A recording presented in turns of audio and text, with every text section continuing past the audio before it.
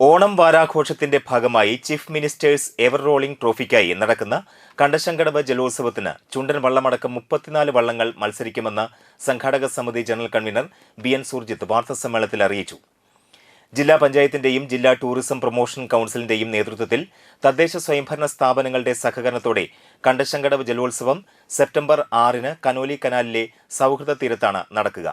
ഉദ്ഘാടന ചടങ്ങിൽ ഉന്നത വിദ്യാഭ്യാസ മന്ത്രി ഡോക്ടർ ആർ ബിന്ദു, റവന്യൂ മന്ത്രി കെ രാജൻ, ജില്ലാ panchayat president V S. Prince, Mannur MLA. Murali Perunnelli, Nattika MLA. C C. Mukundan എന്നിവർ പങ്കെടുക്കും. ജലോത്സവം ഉച്ചയ്ക്ക് 2-ന് ജലഘോഷയാത്രയോടെ ആരംഭിക്കും.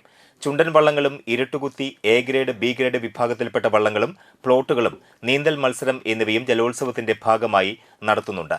ജലോത്സവത്തോടനുബന്ധിച്ച് 7 ദിവസത്തെ വിവിധ പരിപാടികളും സംഘടിപ്പിച്ചിട്ടുണ്ട്.